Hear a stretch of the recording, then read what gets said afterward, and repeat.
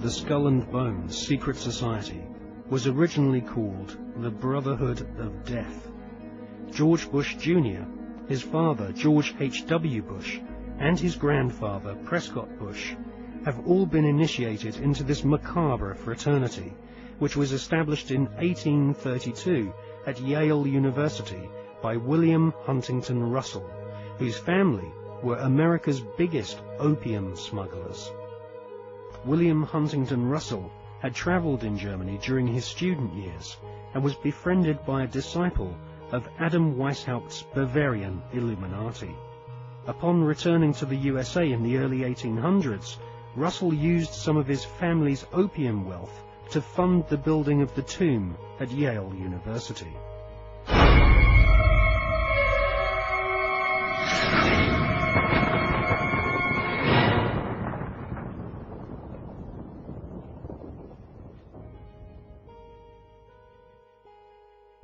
In her fascinating book, American journalist Alexandra Robbins claims to have unearthed a Skull and Bones plan to dominate the world. One can't help recognizing the fact that in the 170 years since the formation of the Skull and Bones Society, it has members in the most influential jobs all over the world.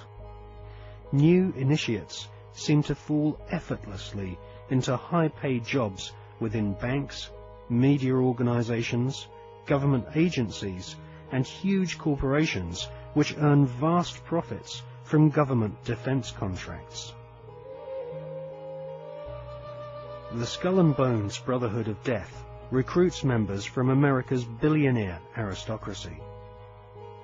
Multiple generations of the Bush family have taken part in 6 satanically inspired rituals along with members of wealthy families who are behind some of America's most famous brand names. Based on the rituals of the German Bavarian Illuminati, the Skull and Bones have approximately 900 members worldwide.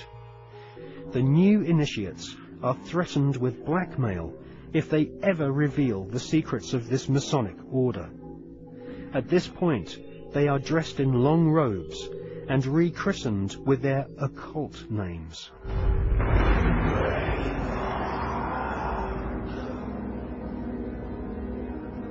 We can exclusively reveal that George Bush Sr.'s occult name is Magog, which is the name of the evil army commanded by Satan to visit Earth and destroy the kingdom of Christ.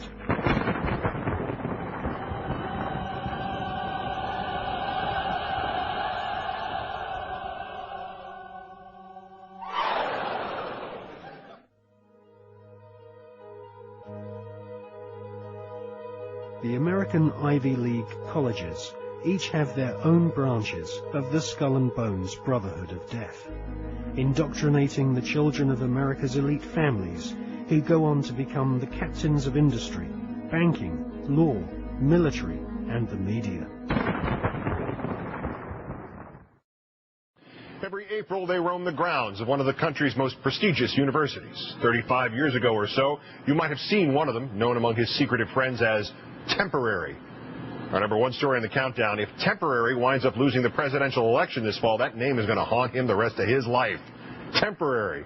His name in the Yale University secret society Skull and Bones, better known to you as President George Bush. Now, for the first time in the history of that Yale club, 2 of its former members will go head-to-head for the presidency. Also the first time in the history of that slightly less secretive organization, the United States of America. That's right, John Kerry was also in Skull and Bones. In a moment, a journalist and Yaley who has removed some of the unknowns from the Bones. First, who are these people? Skull and Bones dates to 1832. It was, in fact, a reaction to a secret society, the Masons, then much more influential than they are today.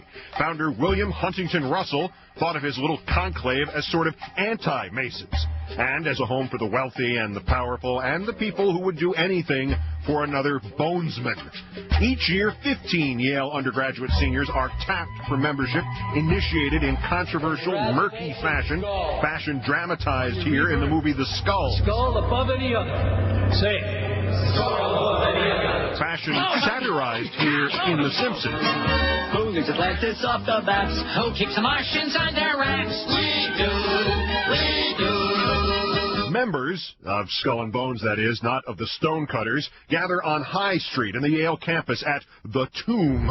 New members, the neophytes, are expected to do things like lie in coffins and wrestle in mud and kiss a skull and confess their sexual histories in front of the group to bond themselves together further still, and presumably just for a few laughs. Once you're in, you're in.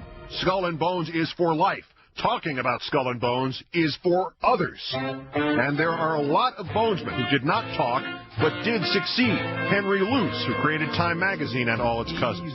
Harold Stanley, founder of Morgantown. Henry Louis Stimson, the Secretary of War under FDR and Truman. William F. Buckley. Averill Harriman, longtime governor of New York. And then there are the presidents, William Howard Taft, whose father Alfonso had helped found the group and whose son Robert was a senator, George Herbert Walker Bush, whose father Prescott was a bonesman and a senator, the current President Bush, although his kid at Yale has not been tapped for Skull and Bones, even though they do admit women now. His child is not Skull and Bones, his opponent is. John Kerry, bonesman, class of 66. And if this needs to be weirder for you, try this. His wife, Teresa's first husband, the late senator from Pennsylvania, John Heinz. His father was Skull and Bones. So we have an all-secret society presidential election. Not that either of them are talking about it. You both were members of Skull and Bones, a secret society at Yale. What does that tell us? Not much, because it's a secret. You were both in Skull and Bones, the secret society. It's so secret we can't talk about it. One a Democrat, one a Republican, miles apart on the issues, but both rooted in the same secret Yale society. Which raises the question, how exactly is the Bush bone connected to the Kerry bone? Them bones gonna walk around. Joining us now to talk about the Bones connection is Alexandra Robbins, author of Secrets of the Tomb, Skull and Bones, the Ivy League, and the Hidden Paths of Power. She's also a Yale alum, and in the interest of full disclosure, a member of another Yale secret society. Ms. Robbins, good evening. Hi, I was a member, but they won't talk to me anymore since my book was published. Congratulations. I guess. Cornell 79 here. We don't know squat about secret societies, so we just go from there. We know from your feature in The Atlantic that George W. Bush was assigned the temporary name Temporary and just kept it. Do we know what John Kerry's Skull and Bones name was? We don't. We can probably assume that he received the assigned name Long Devil, which is the name for the tallest member of the club, but I'm just guessing. There seems to be no middle ground about this organization. Either the group is viewed as the warm-up act for the Trilateral Commission, or it is a society devoted to making people think that it's nefarious and then giggling when people take it seriously. Which is it closer to being? It's actually closer to the middle ground. There are conspiracy theories that you'll hear that are based on nuggets of truth. For example, they really do tell their sexual histories. That's something that both Bush and Kerry would have done. The sole purpose of Skull and Bones is to get members into positions of power, and then to have those members hire other members to prominent positions, which is something that President Bush has done. Basically, this is probably the most powerful and elite alumni network in the country, and that's the significance of Skull and Bones. Well, what happens when two bonesmen are in conflict, like, say, if they run against each other for president? Are there rules of conduct among bonesmen to cover this? I've actually asked members of Skull and Bones what happens if it's a Bush-Kerry election. They told me they don't care. It's a win-win situation for Skull and Bones.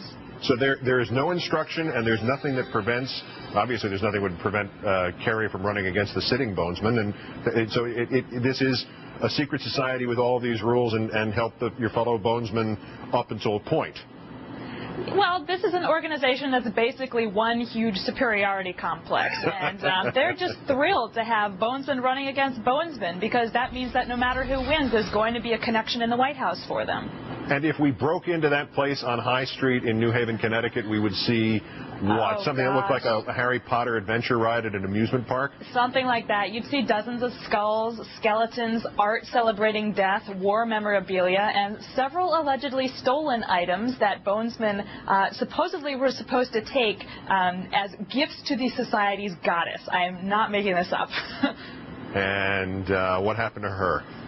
Well, according to Skull and Bones legend, in 322 BC, which is why you see the number 3.